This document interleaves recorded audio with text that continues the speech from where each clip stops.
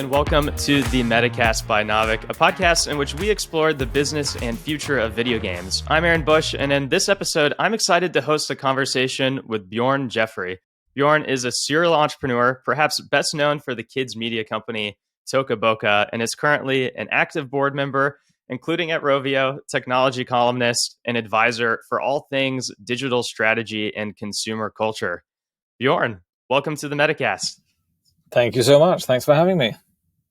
So obviously you're a well-accomplished guy, and there's so much that we could dig into today. But before we dive into anything specific, I'd love to just give you a chance to tell your story as you would like it to be told. So maybe to kick things off, what originally drew you to entrepreneurship? And as you look back over what you've accomplished so far, what do you view as the highlights of your career? It's a tricky question, but I started a lot of companies. I started my first company when I was 16.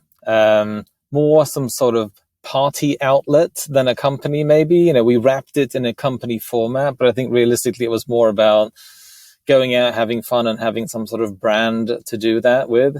I'd say, the highlights, I'd argue that maybe the lowlights taught me more about entrepreneurship than anything else. Like a lot of the companies that I ran and projects were complete failures and utter failures and were quite difficult to manage. And at the time, it's very difficult to see any sort of sense or meaning in having to, fire staff or cancel projects or whatever it may be.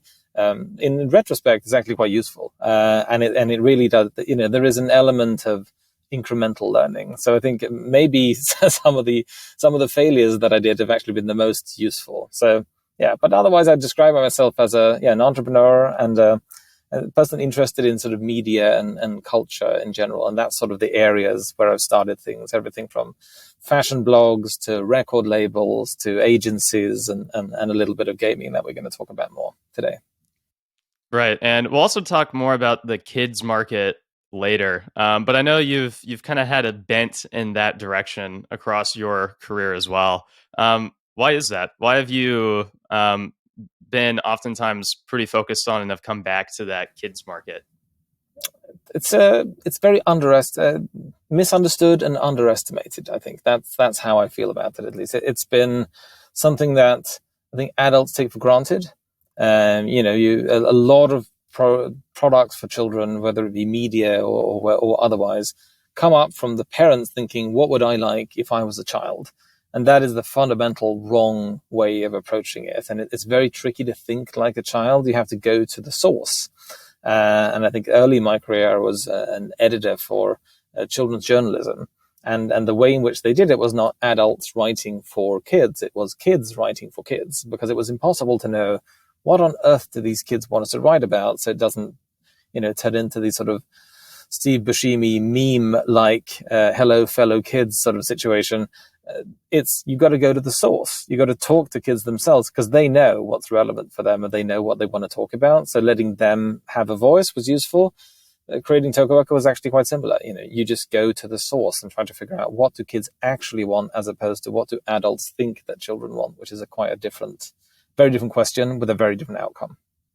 Right. I kind of want to double click into that before moving on, actually. Could you just talk a bit more about what is misunderstood about this market more generally, and maybe a bit more about what does it really take to serve kids differently from adults that people don't really understand? I think the misunderstanding part is partly commercial. I think there's no money in kids, especially in kids gaming. Kids gaming has quite a bad reputation, I'd say, within the gaming sphere. It's not something which is really, I don't know, even sometimes even considered to be part of the gaming industry. And I think it lives somewhere in between education, technology, games, media, somewhere there. It lives in those sort of the crossroads of those four things, I suppose. That's where sort of the kids media is, but it's not sufficiently strong in either of them. So gaming companies don't consider kids gaming to be gaming. Media considers kids media to be a very particular subset of media, not real media, and so on and so forth. So it's very, very similar. You could argue that publishing is in there too. Kids publishing is a completely different sort of niche than regular publishing. It has quite little to do with one another in certain ways. And the way in which you need to think about it, I think, is there are actually a lot of, from the business point of view, a lot of advantages that you overlook. Like, yes, it's difficult making products for children, for sure. You can't go to yourself. And if you do, you tend to mess it up. On the other hand, there's longevity in children's products. A good children's book, you could sell it for 100 years. A good kids game could be used over and over again for new kids that they turn 3, they turn 4, they turn 5. But a 5-year-old now and a 5-year-old 10 years ago, surprisingly similar. A 30-year-old now and a 30-year-old 5 to 10 years ago has very different expectations. So much more has changed, and the cultural impact of who you are, same thing goes across geographies. If you take a 5-year-old from Saudi Arabia, a 5-year-old from China, and a 5-year-old from Sweden, put them in the room, they're not going to understand what they're saying, but they're going to get along. It's going to work out because 5-year-olds are 5-year-olds. They're very similar. 35-year-olds, not so much. They could be very, very different. You have a completely different cultural context. You're coming from different places, and you're seeing the world in very different ways based on culture, heritage, upbringing, all manner of things, philosophy maybe. So while making sort of whatever was good for an adult 5 years ago is most likely not good for adults right now. Whereas for kids, it's the opposite. A great game 5 years ago is probably still great. So that is a huge advantage, which is very under-leveraged when it comes to making products for children. Once you get it right, you have long-term returns and rewards on that. And that's not necessarily something that you see, with a few exceptions, in regular gaming. Yeah, that's really interesting and well said. And I want to talk a bit more about that. But maybe before we dive too deep, I think it would be good to introduce Toca Boca specifically. So maybe to set the scene, could you give us more context around that company? How did it start? What was its mission? What did it do when you ran it? That kind of thing. Sure. So I started it together with my co-founder, Emil Ovemar. We worked together at a large media company in Stockholm. And we were working for the research and development team. This is a very traditional publisher. They've been around 200 years, family-owned, 7th generation. Traditional, they do books, newspapers, television, cinema. It's traditional sort of media conglomerate kind of idea. Right. So we worked for the R&D team. And the idea was come up with, the next thing, which is a very ungrateful, quite daunting and almost impossible task to do. But one of the projects that we're working on at the time that we're talking now, 2008, 2007, 2008, somewhere there, was there's a rumor that there was going to be a large iPhone entering the market. And this, of course, was an iPad, but we didn't know that at the time. And this company that I worked for, the Bonnier Group, they had a lot of magazine assets, like loads of magazines. At the time, about 60 magazines, even in the US, things like titles like Popular Science, Parenting Magazine, all manner of things. And then magazines throughout the Nordics and Scandinavia. So the idea was like, okay, if there's a big iPhone coming, wouldn't it be great if we just took the magazines and we put them on top of here? If we just basically turned this into a digital magazine reader. And this is sort of a classic case of inside-out innovation in a way. It's like, we have this asset and this technology is coming along. This is a perfect match. If everybody would just do what we'd like what we like them to do, what we'd want them to do, this would be a great business. Suddenly we can sell digital magazines, we'll save on print, we'll save on distribution, it was super great. So we did this project, and we turned it, we made a concept video, something called Mag Plus. And that actually still to this day looks pretty cool. But it was a concept video. It was an idea, like, what could this be? The underlying sort of principle behind it, which we got wrong, I think, was there was no consumer demand for this. Like, no one really wanted this. We'd had to teach everyone to say, like, okay, so now you've got to buy this iPad that you don't have, which is very expensive, and you're going to use this in a way in which you never thought that you would use it to do something that you're quite happy doing already, but in print. Because magazines have, not been in the same decline as newspapers. People like that magazines, generally speaking. So we were trying to design something for a use case which arguably was not really there. So after we left that project, Emil and I, we weren't the only ones working on it, of course, but we were part of that project. We sort of started in the other end. As like, okay, well, if we started with the consumer behavior instead, what is already happening which is not being addressed, as opposed to trying to convince people to do something that they're not doing? And that led us to sort of, was a report from Sesame Street's think tank, the Joan Gans Cooney Center, referencing something called the pass-back effect. The pass-back effect is parents passing back their devices to the kids in the backseat of the car. Now, today, this is super obvious. Like, this is a long time ago. Like, of course, everybody does this. All kids have iPads. But this was not the case at the time.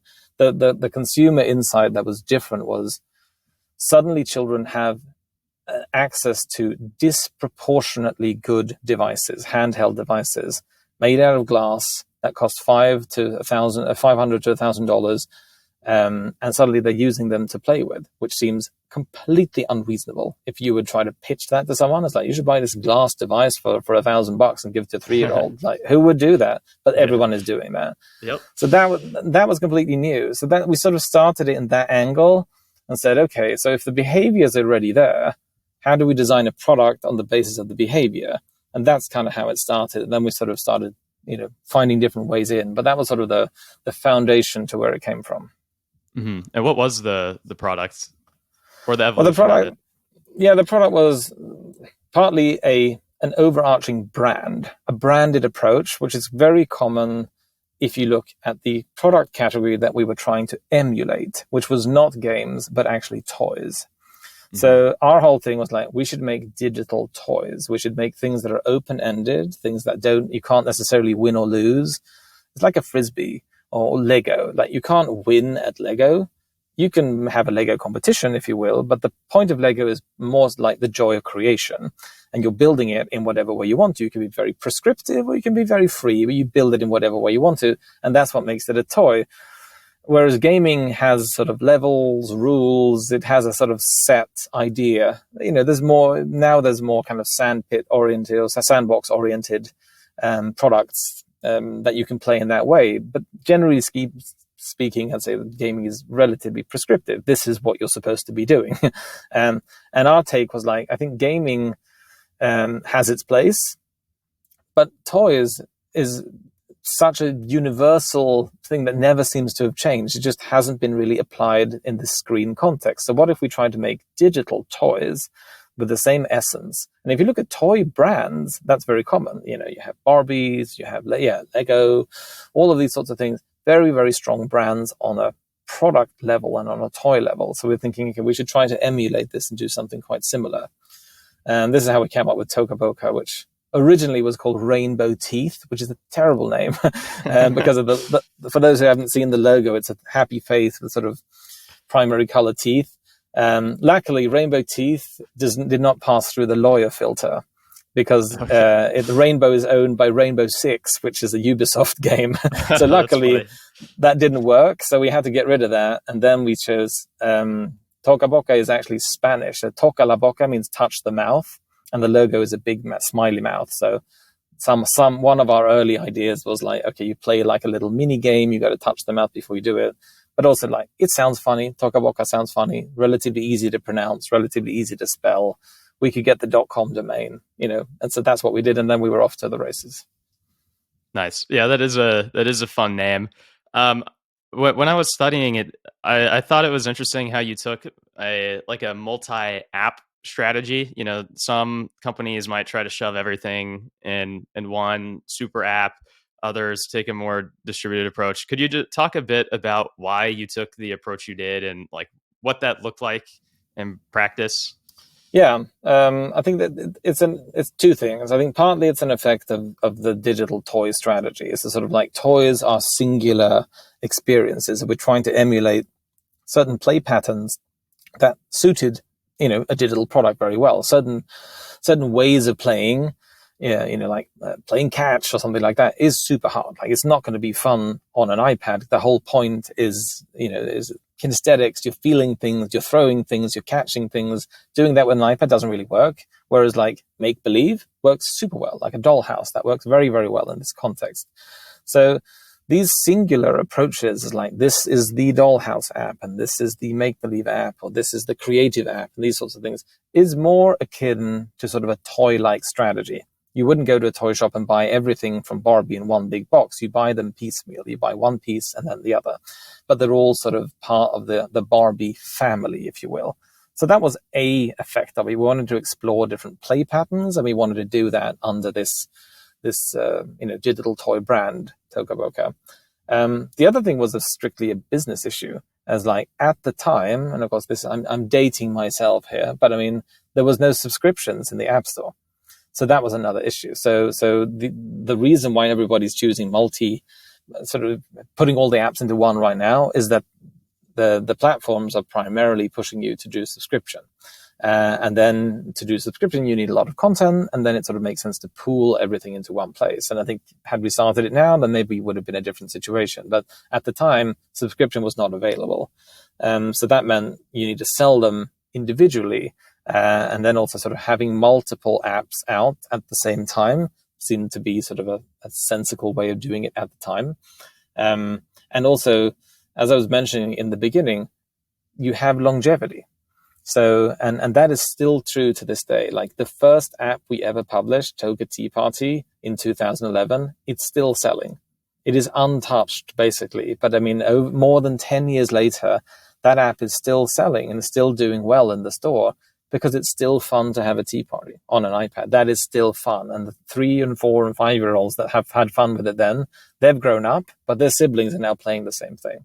So, So from that perspective, having everything in one place didn't really make any sense. It made sense to sort of have like, this is a good fit for you who likes this way of playing. But if you don't like that, then you can choose something completely different without leaving sort of the family and the brand family.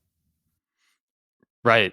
And what's interesting to me is that, kind of despite taking that app by app approach, you still managed to pull off like a really strong, central brand around Toca Boca with consumers.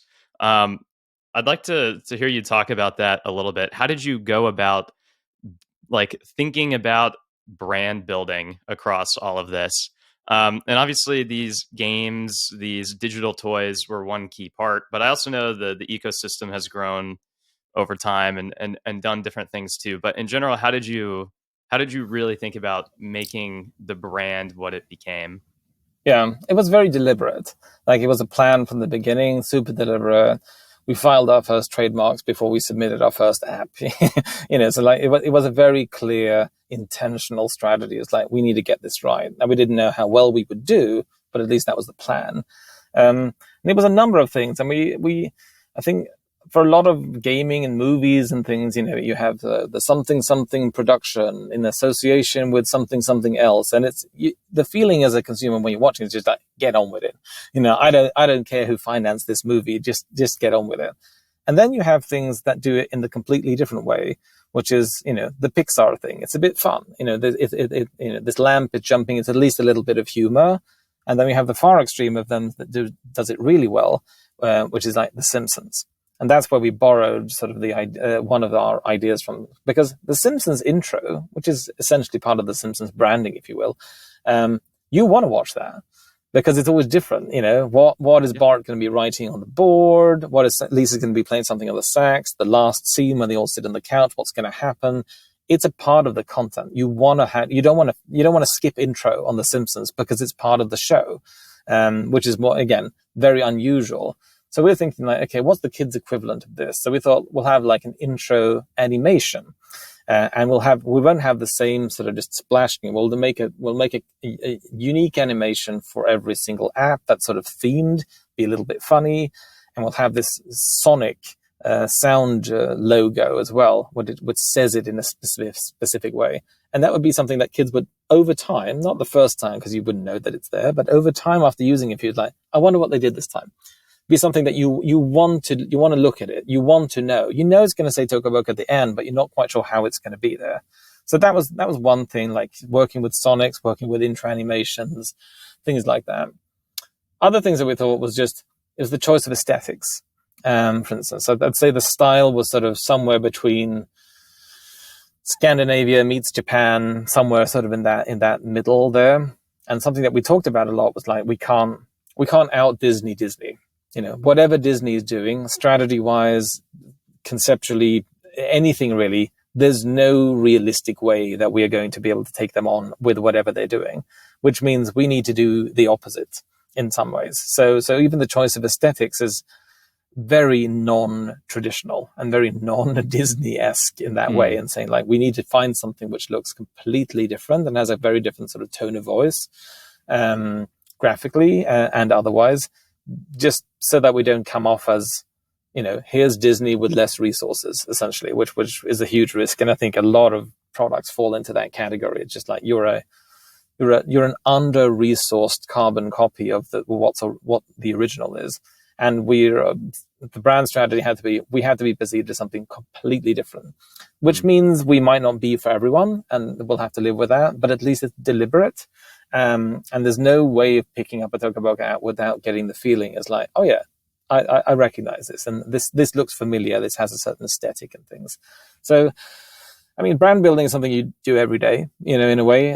But at least, we'd spend time on this early on to just make sure that we kind of get it right. And then it's just been continuous work, product and marketing wise, since then. Mm-hmm. I'm curious how that translated to how you think about user acquisition, or just what you learned in general about user acquisition when it comes to the kids market side of things. How do you scale the kids you have, because they're not the ones with the money, right? The parents are. So, to what degree are you targeting the kids versus the parents? How does that all come together under the Toca Boca brand? Yeah, it's a tricky thing. The brand is an advantage. So this was a long-term play that we weren't sure if this is going to work out. But all the apps are called Toca something as a prefix: Toca Doctor, Toca Store, Toca Life, and so forth.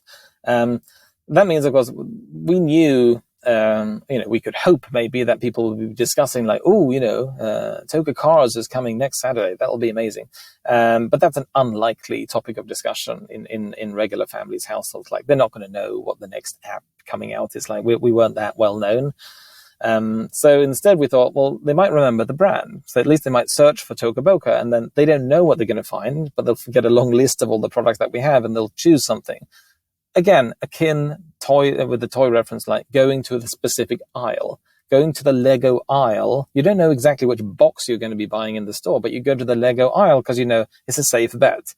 That's what we were trying to create, and that helped in user acquisition as well. It's sort of, okay, I don't know exactly what I'm going to be downloading, but Toca Boca is normally good. And as long as we'd earned that position of trust, again, long-term play, but once you earned that position of trust, you search Toca Boca just like you go to the Lego aisle, and then you pick something up depending on what you like. As we go, the other part of the question is sort of like, well, how do you handle the kids and the adults? This was tricky, and we messed this up on a few occasions as well. I think now these days I work as an advisor for these sorts of questions and sort of family tech and things like that. The most common thing, a sort of pitfall that you fall into, and I know this because I was in it.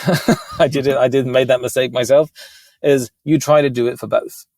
You start saying like, well, we'd like to make this product. We'd like really both adults and kids to really sort of appreciate this product. And that is not realistic. Something has to give. You can make great products for children that are aimed and sold to adults. That is primarily educational products. I want my kids to learn how to speak Mandarin. I want them to get a head start in school. These sorts of things. They could be game-like experiences, but there's no 3-year-old that's saying like, I wish I could be better at my algebra at the moment. Like, no kid has said that. That might be what they're ending up doing, but that's because their parents are forcing or mildly suggesting, depending on the level of authoritarianism at home. But then on the other end of things, you have products that are just for kids that you'd say, well, parents hate this. This is never going to happen. But every parent knows there are things in your house or your kid's room that you wonder, how on earth did this end up here? Who bought this? Why do I have this? I hate this, but still my kid loves it. So the interests are not they're not overlapping. Like it's like a Venn diagram, and then but the middle part is very, very small. You would think that you can sell to both, and that's where we were too. We had social channels. We had Facebook and Twitter that was talking strictly to parents, and then we had Instagram and YouTube that was talking strictly to kids. And at some point, we had to put our foot down and say, you know what, we're going to go strictly for the kids. We're going to say, like, okay, the parents then have to, they can't hate it. That would be bad. The kids have to love it. But the parents, they can't hate it. They can like it or they can accept it, but we're siding with the kids. We're saying, like, if there's an issue where you could go kids or you could go parents, we'll always go kids. And once we did that, that started to help because it created sort of clarity in communication and created clarity in sometimes simple things like product design. I'll give you an example, like in Toca Life World, which is the most successful product currently. And we had the Toca Life series when I was CEO too. At some point you can flush things down the toilet. You can take an object, this is like a dollhouse app, and you can flush things down the toilet, something that kids find hilarious. I believe you can flush a cat down the toilet as well, which seems from a parent perspective like this is very inappropriate. No parent would suggest, like, don't flush a cat down the toilet. That seems like a bad idea. But if you're 5 years old or if you're 8 years old or 10, this is hilarious. It's the best thing ever, yeah. The cat comes up again and nothing happens. It's nothing gory or anything like that. It's just funny. Like, I can flush the cat down the toilet. And it's, tiny little decisions like that. It's like, should we have this? Is this too much? And then, like, the kids would love it. Kids would love it. The parents maybe would not suggest it. And if you take the parents' point of view, it's like, what would I like my kids to do? It is a very different story than what the kids themselves say they want to do. So that I'd say is sort of marketing and so getting it right in between. You got to choose. You can work on both ends, but it's very hard to make it work in the middle. Mm-hmm. How did you figure out what kids wanted? Did you have play tests, systems around that guided your decision before launching, or how did you think about, like, nailing it for the kids? It was a lot of play testing, and with a team that did it very, very well and was very empathetic and very sort of open, and that in itself was a fine art to just try to get, like, how do you test with kids? Because the adults are in some sense easier and in some sense much harder to interview and get a good. Anyone who's run a focus group knows that, like, would you buy this? Like, yeah, I probably would, because they also want to please to a certain extent. You like the idea of it. That doesn't mean that that's corresponding with your actual behavior once you're sort of out of the market. Kids, in a sense, if you can sort of corner them correctly, so to speak, are very honest. If they don't like the app that you're showing, they'll just leave. They'll just leave the tests, at least younger kids. They'll just go away and play with something else. That's a very, very obvious, like, okay, we don't know exactly what's wrong, but we know that something is wrong. So the honesty is there. So there were other things, that you need to think about. Like, if the kids become apprehensive, like we normally went to them.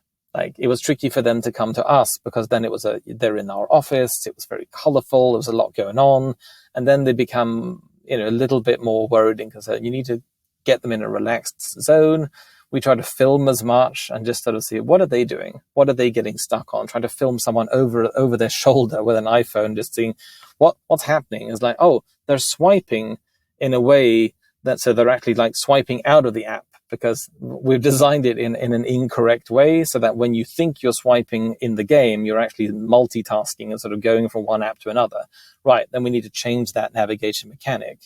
Or things that happen with smaller children, they put their hand on the iPad on top of it, and then they use the other hand to try to place an object. The iPad is interpreting the first hand, which is just lying there, as all the touch points, and then nothing works. Things like this, like that doesn't happen with adults, because why would you lay your whole hand on an iPad and then use your, like, no, an adult wouldn't do that, but kids do this all the time.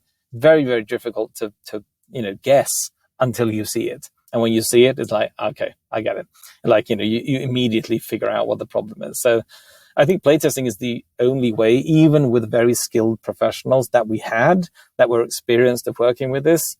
I'd say, like, their main skill was not like thinking like a child, but actually managing to get that info out of it. Like, this is a reasonable hypothesis enough to test, go to the kids, test it, and be able to interpret those results and then take it back and redo something. That's where sort of the professionalism comes in.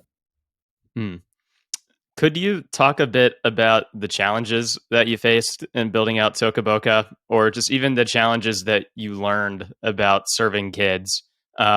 how you overcame them, how you overcame them in a way that other teams, other companies out there weren't able to figure out. I mean, the biggest challenge I'd say was our business model. We had huge, when we started the market, looked at the market, I thought my first assessment was completely incorrect. I thought it's too late. This is in 2010. Like, the market is over. The train has already left the station. There's no point doing this.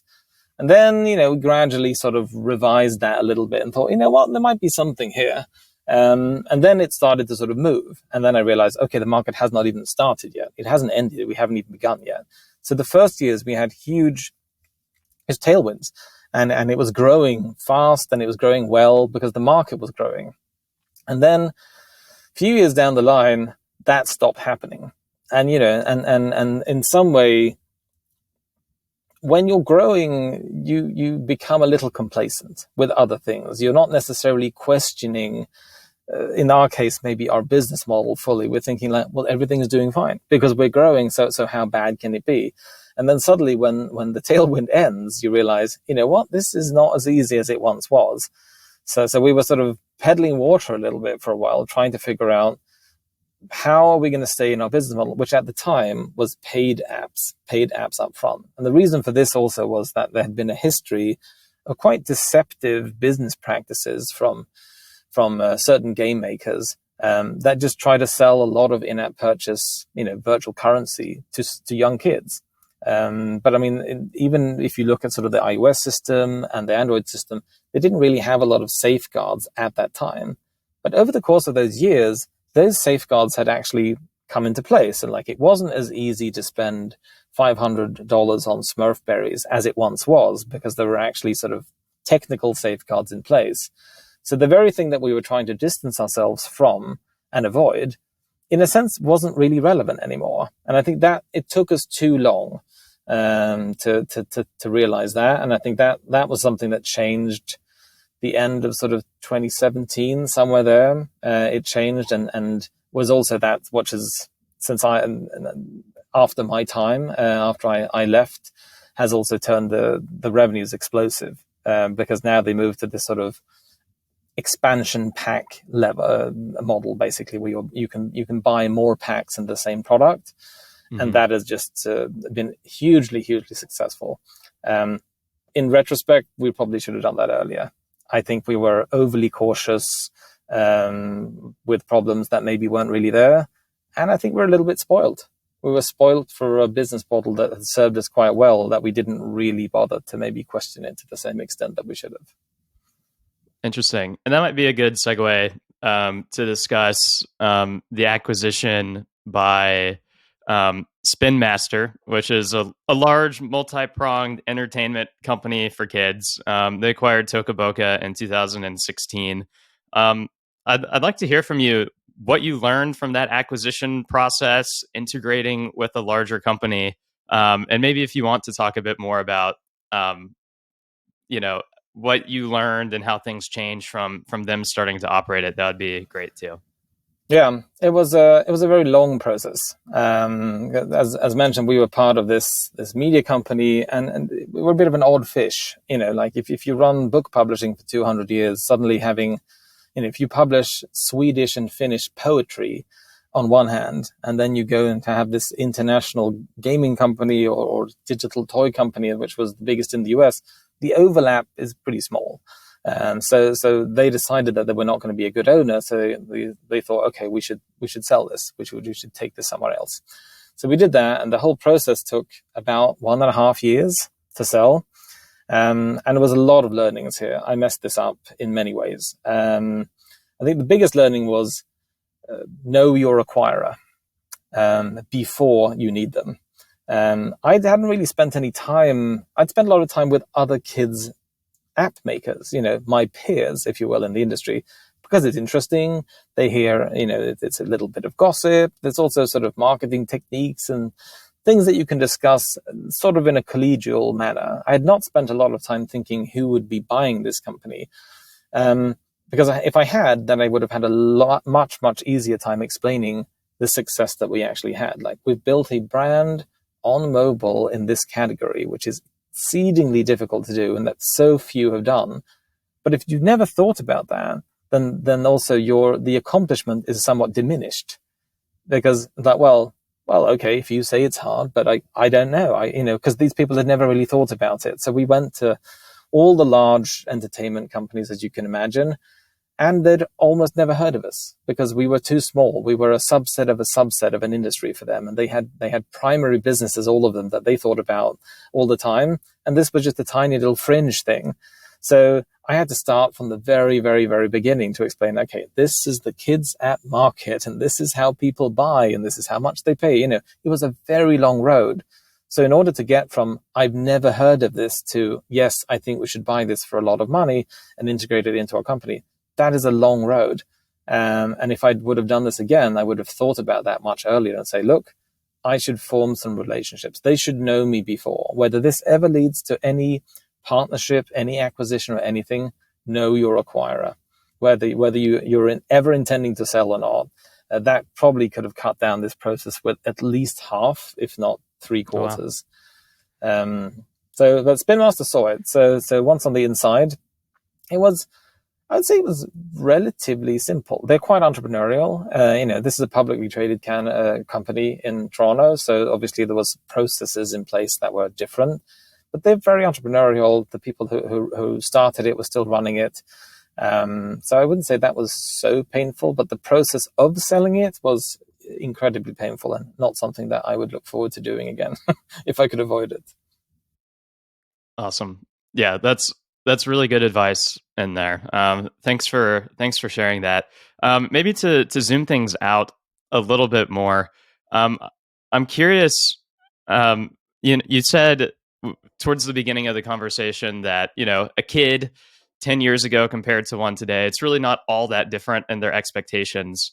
But at the same time, the market around digital devices in the ecosystems has changed quite a bit. And so I imagine that, even if kids' expectations have, somewhat been the same, like how you have to think about serving them and where they are, some of those pieces have evolved quite a bit. And I imagine have led to even some newer opportunities popping up. So I'd like to get your take on, maybe compared to 5 to 10 years ago, where are the opportunities now that didn't exist before? Like what are you seeing out there that excites you in this market?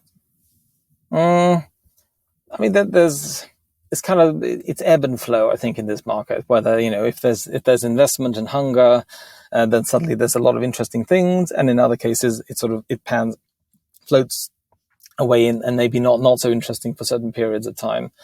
I think obviously what we're seeing is a lot around video. There's just business models around video that you didn't have before. YouTube becoming sort of an infrastructure and a phenomenon. And I think people are building sort of on the back of let's call it the video literacy that children have. They're so used to this format that you can now build other verticals, if you will, that are taking on the same sort of behavior, same sort of tonality, but putting it in a different context. I'm an investor in a company called Tappity, for instance, which is sort of the largest repository of educational video. So they could have put it on YouTube, but they're building sort of a vertical with educational video, which is sort of designed for kids that are coming out of YouTube, in a sense. They know how that works. They're used to consuming that format, but this is in a specific niche and it's around certain topics. And I think that video macro is very, very strong. And now it's something that you take completely for granted. We saw it. We tried to build a video product. We failed spectacularly with this. I think the trend that we saw was correct, but the way in which we did it was wrong. And I think we're seeing a few examples of them that's doing that more well now.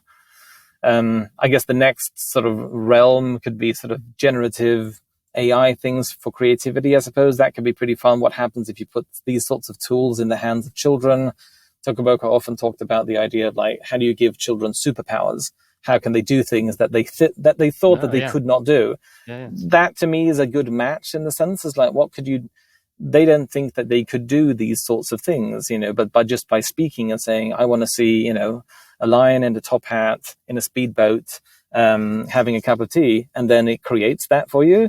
That's quite possible now, but that certainly was not possible just a few years ago, or at the very least was certainly not available for children, but arguably not available to the general public. So I haven't seen that, but that at least to me is fun and sort of plays to using kids' imagination to something interesting and giving them some superpowers.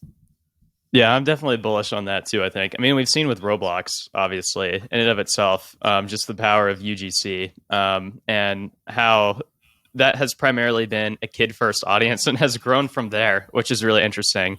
I Yes. feel like that's not typical, but yeah, merging UGC with, I guess, more, I guess you could call it AI, but really like whatever makes it easier and more exciting to get those superpowers for kids.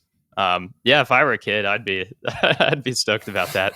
I might be stoked about that now. Let's be real. I guess before I want to spend kind of the final leg of our conversation just talking about like your current interests and advice. But maybe to kind of segue the two, before we move on to those final thoughts, what final advice would you have for founders and teams who want to tackle the kids market today? I mean, if you're making products for kids, you need to spend time with kids, and not assume that you can think like them. So I think that's the first thing. I think sort of deciding whether it is genuinely kids or whether it's parents and doing that work, and then I think that there needs to be a plan for a longer game. This is not a quick win. Like these things will not naturally go viral. For privacy reasons and things of the like. They don't have a contact book and they're not going to upload it to your server and they're not going to be able to send invites. And if they do, that'll be the last thing you'll ever do on that person's iPad. So a lot of these traditional mechanics that you would use in regular sort of viral loops and things are not accessible, which means that you need to have a plan for like, okay, if we can't access that, then what are we doing instead? And how do we plan for that longevity? This will pay off over the long term. As said before, like products that you make now could serve you very, very well for a long period of time, which is more than could be said for sort of flavor of the month and social apps that come and go. But on the other hand, you need to make it that far. So that's the challenge and that's the plan that needs to be done before you sort of head into this. That's my advice. I'd say plan for the long term. And if you don't have a realistic plan for that, reconsider, because this is not going to be a fast and quick win. Right. Well said. So let's go ahead and talk about zoom to the present and talk a bit about what's on your mind today. And so maybe just to kick that off, what are you working on these days? I work on a number of boards. One is a gaming company. I'm on the board of Rovio, which is the company behind Angry Birds. I'm on the board of Acast, which is a podcasting company, for instance. So these are things that I'm interested in. Podcasting, very obviously, interesting to me. So there's this, and then, writing. I'm a technology analyst. So like, I'm curious. I read a lot of newsletters and just sort of, I like to do, keep my eye on what these things are, things that are happening in the market, try to describe that as well. So yeah, a number of things. But that's probably the things that I'm spending the most time on. Okay, great. And on your website, you have written a few areas of interest. I want to get your take on at least one or two of these, perhaps, more as it relates to gaming. One, you call out taste as a counter trend to AI. Right now we're obviously seeing an explosion of progress in text to image and now text to video AI that will likely make its way into how games are made too. And we just talked about how it could be interesting from, giving kids superpowers and, digital toy experiences as well. So my question to you is, where could taste in the digital world, especially around gaming, stand out over AI in the future? I mean, for me, this is sort of, I'm interested in art. Like I'm an art buff. I think this is interesting, and a lot of art, even AI generated art. If you want to go to that end of the market as well, is tricky to me, because a lot of it comes down to taste. It comes down to like, what is this trying to tell me? What is it telling me? What is the painting bringing to me? What am I bringing to the painting or to the installation or to the performance, whatever it is? A lot of that is so intangible. I find it tricky to think that AI necessarily is going to pick these things up because it's so difficult to explain what this is. Fashion is a great example. You put together sort of a certain outfit. You can load up the AI and say, like you never wear brown shoes after 6, and you always wear something on your lapel and blah blah blah. And then you see someone who breaks that, but they do it in a certain way, and for them it looks fantastic. There's like they are wearing brown shoes, and you shouldn't, but my God, that guy can really pull it off. And then you see someone who has the wrong brown shoes, and it looks terrible. And the answer is it's the taste in between. They are both technically wearing the same thing from a sort of computer vision perspective. Blue suit, brown shoes, like it's the same thing, but it's the taste that does that it's not there. So to me, what's interesting and what I'm fascinated about is like, what are those areas that taste could do better than AI? Because I'm convinced that AI is going to do a lot of things way, way better, faster, cheaper, all of these sorts of things. But what are the areas where it's not?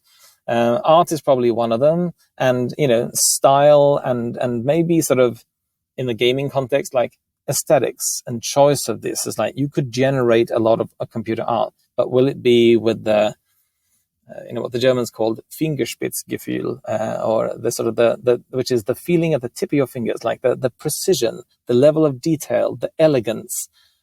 Would you get the same thing from them as you would from an artist which just has a very good eye? So that to me, that's one of those areas. That just makes me curious. It's like if everybody's thinking, what will AI take over? I'm more interested in the opposite. What would be really hard for AI to actually do? And where does that leave us? What do we do with that then if AI can't do it? That's more interesting to me. Cool. One more I'll throw at you. You say competing for consumers or talent by breaking common convention. And you give examples like a 4-day work week or decreasing prices, whereas I guess many companies would want to raise prices. If you were a founder again, what ideas that break common convention would you be most interested in implementing into your company today? I'm actually working with a project which is trying to sort of live along the lines of these sorts of ideas. And it's more sort of maybe challenging how companies are created and run, and sort of working with a finite constraint. Whereas like normally you'd say, well, work 40 hours, even better, work 80 hours, that, it'll go faster and it'll be better. In this case, I'm sort of working with a project together with a friend of mine, and we're thinking, what happens if we only have 10 hours to spare? Like, if that is the constraint, how would you design a company and how would you design your operations and all of these things if there's a finite constraint in time? And also, you could have finite constraint in budget or any of those things. What happens then? What are some things that you need to sort of reassess? And it's quite refreshing, actually. It's quite refreshing because suddenly the idea of growing into like multiple product teams and like, okay, so you went from one product team to 3 to 5 to 10, and then suddenly you have someone who's like, this is the product team that's responsible for the record button. That's the only thing that they're working on, and it almost ends up being absurd. It's like, yes, you could grow in that way, but maybe that's not really necessary, and maybe you don't want to. If you start with a huge amount of constraints, suddenly you need to question everything about running these things. And I'm not sure. Time will tell whether the outcome will be anything worth having or not. But that at least is interesting to me. I feel like there's a startup formula that people follow a little bit blindly. This is how one does it. This is how you scale. And you read the same blog posts on hack and use and all of these things. It's always the same thing. To me, it's interesting to think about, well, what if we didn't do that then? What if we started with maybe arbitrary and artificial constraints? Where does that leave us? And that's I'm very curious about that. I think that's an interesting trend.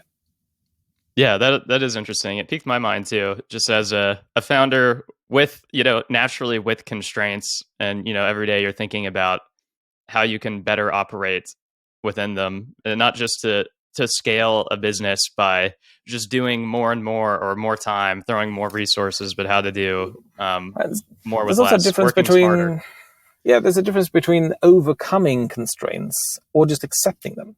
Because I think a lot of startup culture and sort of hustle porn is just like, get over it, like work in a different way, get up earlier, do the meditation and all of these sorts of things. It's like, well, or you could just accept it.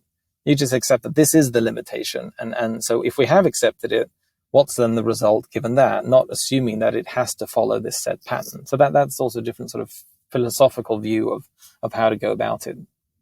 Right. One last question, and then we can go ahead and wrap up. And this is also, somewhat selfish founder question, but I know we have a lot of entrepreneurs that listen to this show too. I know you serve on several boards, including Rovio, which we called out. What is your advice to founders on how to build successful and effective boards? I'm curious what you've learned, both from your own companies and from serving on other boards. If there are any one or two pieces of advice that really stand out above the rest for you. It's almost easiest to answer it in the opposite way. What makes it not work? And it is a lack of trust. I think a lot of founders fall into sort of, I can't bring a question to the board. I need to bring the solution, and that, there's some boards that operate in that way. But I think when I've seen boards work the best, it's more sort of, this is an extension of the management team. It's like, okay, maybe you need to come with a problem. You need to come with maybe a hypothesis. You can think about it like this, but like, you're open in describing to the board that I don't know the answer to this. This is what I'm thinking, but I'm not entirely sure. And then you can sort of collectively try to figure out the problem together. It brings trust, because the level of certainty that I think a lot of, especially early young founders, think that they need to have to the board, an experienced board knows there's no way you know this. Experienced board members will call this out immediately. Like, there's no chance in hell that you know how this is going to go, even if you present it in that way. So a more sort of trust building approach to this would be like, you know what, I don't know. This is what I'm intending to do. And if you have any thoughts on it, let me know. But this is what my plan is. You don't want to be clueless, but being a little bit more humble, I've found, has built so much more trust between management and board. And once that trust is there, it's so much easier. It actually serves, as the support function that you as a CEO, you might not need it when it goes well, but when it stops going well, you do need it. And then it can be quite nice to have a board to go to.